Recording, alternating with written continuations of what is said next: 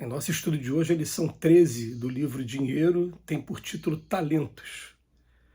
A pobreza não é a criação do todo misericordioso. Ela existe somente em função da ignorância do homem, que por vezes se arroja aos precipícios da inconformação ou da ociosidade, gerando desequilíbrio e a penúria.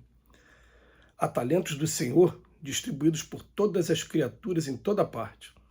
Observa os elementos de trabalho que a vida te conferiu e não te esqueças de que a única fonte de origem e de sustentação da riqueza legítima é sempre o trabalho. O ouro é talento com que se pode ampliar o progresso. O apuro da inteligência é recurso de extensão de cultura. A escassez é o processo de aquisição de nobres qualidades para quem aprende a servir. A alegria é fonte de estímulo. A dor, para quem se consagra à aceitação construtiva, é capaz de se transformar em manancial de humildade. Cada qual de nós recebe na herança congênita do pretérito as possibilidades de serviço que nos caracterizam, as tendências no mundo de acordo com os méritos e necessidades que apresentemos. Em razão disso, é indispensável saibamos aproveitar o tempo, qual deve o tempo ser utilizado, de vez que os dias correm sobre os dias, até que o Senhor nos tome conta dos créditos que generosamente nos emprestou. Usa a compreensão para que a fortuna terrestre te não prenda nas teias da sovinice e para que a carência de ordem material não te encarcere nas labaredas da rebeldia. A abastança que se desmanda no egoísmo e a provação que se perde na delinquência encontram-se desamparadas por si mesmo nas veredas do mundo. Derrama o tesouro de amor que o Pai Celestial te situou no coração através das bênçãos de fraternidade e simpatia, bondade e esperança para com os semelhantes e, em qualquer grupo social no qual te vejas, serás invariavelmente a criatura realmente feliz sob as bênçãos da terra e do céu.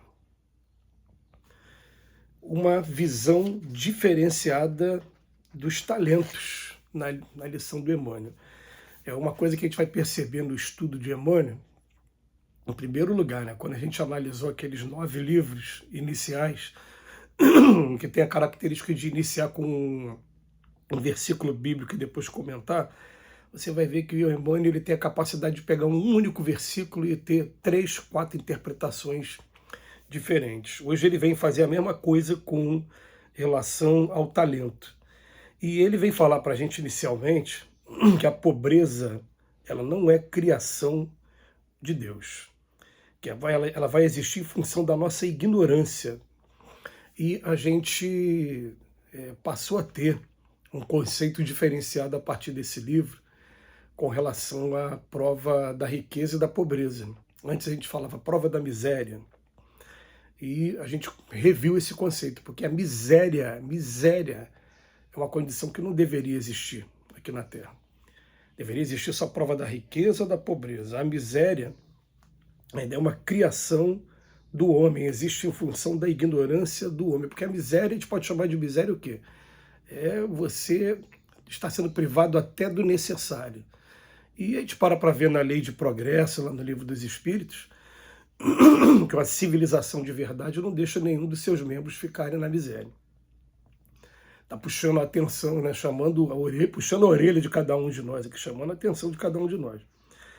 E ele vem falar para a gente que há talentos distribuídos por todas as criaturas, mas já chama a atenção para a gente que os elementos do trabalho eles são a única fonte de origem e de sustentação da riqueza legítima aqui na Terra.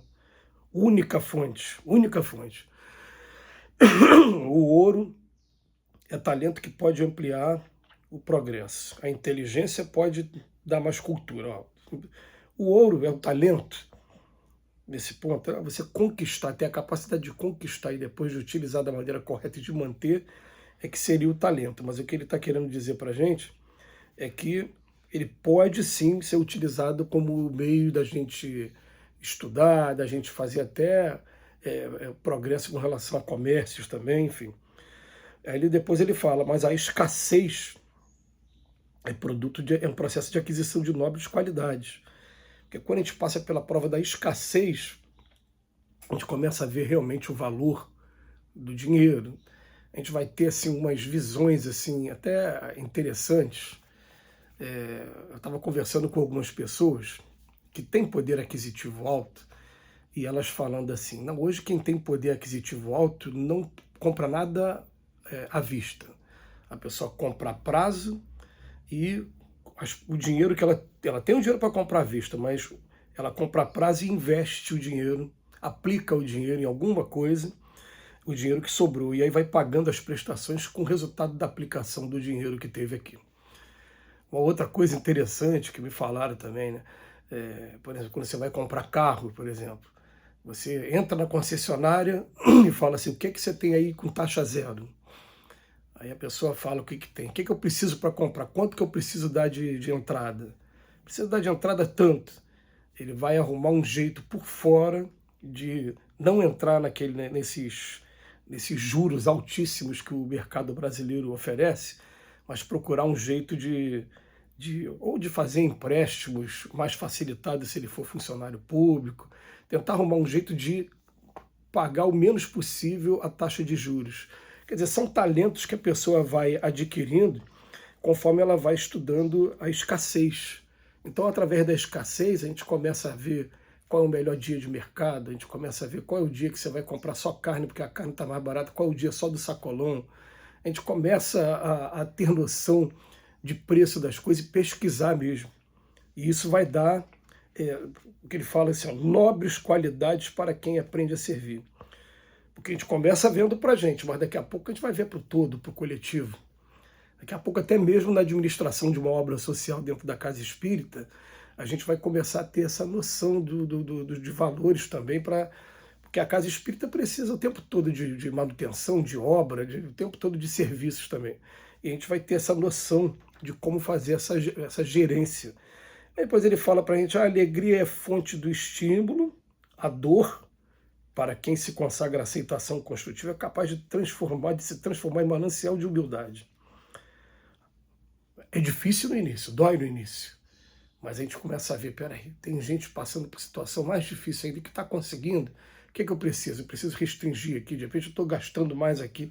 E esse livro do Emmanuel está dando assim, uma visão para a gente de como a gente gerir, em primeiro lugar, as nossas economias, para daqui a pouco a gente se habilitar a gerir economias de uma instituição qualquer, pode ter ser mesmo uma instituição ainda dentro do nosso trabalho profissional, mas até chegar ao ponto da instituição dos recursos de Deus mesmo, os recursos que são utilizados dentro da religião. Então ele coloca que cada um de nós recebe na herança congênita do pretérito as possibilidades de serviço que nos caracterizam as tendências no mundo. Agora ele entrou no talento, segundo mesmo a visão do Cristo lá no Evangelho. Mas ele deu uma estendida aqui, né, no conceito de talento bastante interessante. Em razão disso, é indispensável saibamos aproveitar o tempo, em primeiro lugar, e ele fala, usa a compreensão para que a fortuna terrestre não te prenda. Olha bem, ele vai falar das duas provas. A fortuna não pode prender a gente nas teias da sovinice, os excessos de todos os gêneros. Mudou o nome para o que está no Livro dos Espíritos. E a carência não pode te encarcerar nas labaredas da rebeldia. Mudou o nome também. Lá no Livro dos Espíritos está queixas contra a providência.